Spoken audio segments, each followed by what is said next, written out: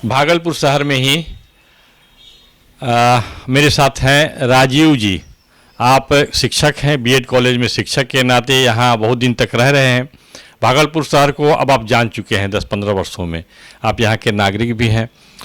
ये लोकतंत्र के महाउत्सव के अवसर पर आप क्या सोच रहे हैं, क्या विचार कर रहे हैं, इस पर हम बात करेंगे। राजीव जी, ये लोकतंत्र का महापर्व है, लोग वोट नहीं अब इस बार तो वोट बढ़िया दे रहे हैं, आप इसको किस रूप में देख रहे हैं? जो वोट का प्रतिशत बढ़ा है, इसको किस रूप में देख रहे हैं?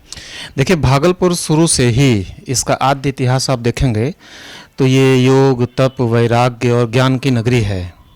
भागलपुर हमेशा से सक्रिय मतदाताओं की नगरी रही है। राष्ट्रीय आंदोलन में भी भागलपुर का बढ़ चढ़ के हिस्सा रहा है। वह युग धीरे धीरे भागलपुर में पुनः आ रहा है। भागलपुर इसमें पूरे बिहार का ज्ञान का केंद्र है, शिक्षा का हब है। ये ऐसा ज्ञान का कोई क्षेत्र नहीं है जो भागलपुर में चलता नहीं है।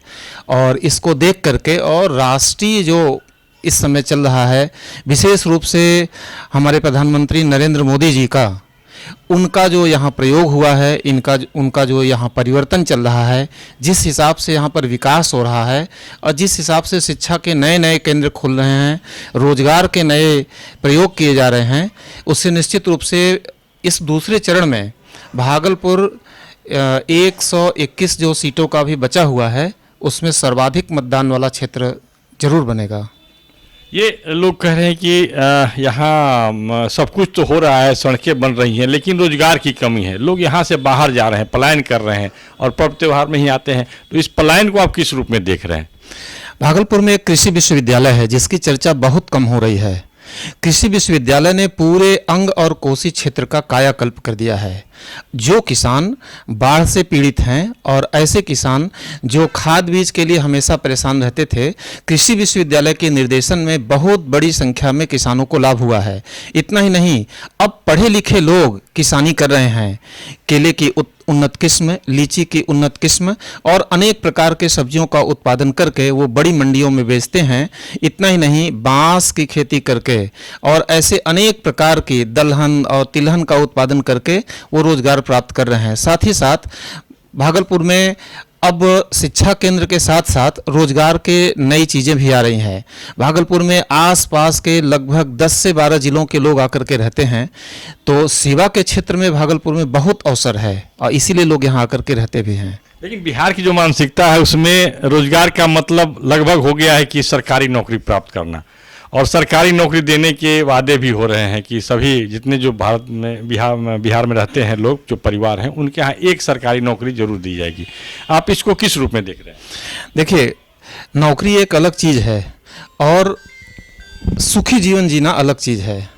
तो बिहार के लोग जिस दिन ये सोचने लगेंगे कि सुख किसमें है, दूसरे की नौकरी करने में या स्वरोजगार करने में, तो जो एक राष्ट्रीय मुहिम चलाया है हमारे प्रधानमंत्री जी ने कि हम रोजगार देने वाले बने, बिहार के युवकों में धीरे धीरे ये समझ बढ़ रही है। वैसे भी बिहार की बौद्धिक क्षमता का मानी सारा संसार रहा है और संसार का ऐसा कोई क्षेत्र नहीं है जहाँ की बिहार के युवक जा करके दूसरों को रोजगार न दे रहे हों। ऐसे में बिहार में सिर्फ एक दीपक जलाना है, उसी से नए नए विकल्प खुलते चले जाएंगे और बिहार के युवक दूसरों को बल्कि पूरे भारत को रोजगार देने वाले बनेंगे। उनकी जो ऊर्जा अभी बाहर खर्च हो रही है वो बिहार में बनेगी।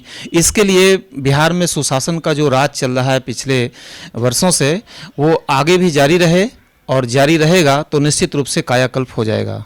आपका संपर्क क्षेत्र बहुत बड़ा है, मैं जानता हूँ और ये आप शिक्षक भी हैं। तो क्या सोच रहा है भागलपुर के जो मतदाता हैं, बहुसंख्य मतदाता, क्या इनका रुझान क्या है, इनका मंतव्य क्या है? इनके पास जो मानसिक रूप से जो किस प्रकार के एक वातावरण का निर्माण हुआ है, इसमें क्या लग रहा है आपको?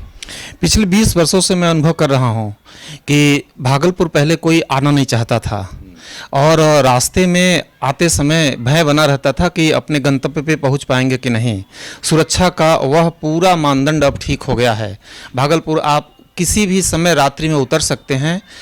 एक कहावत भारत के लिए कही जाती थी कि किसी समय भारत के नगरों में गहने से लदी हुई युवतियाँ आधी रात को घूमती थी।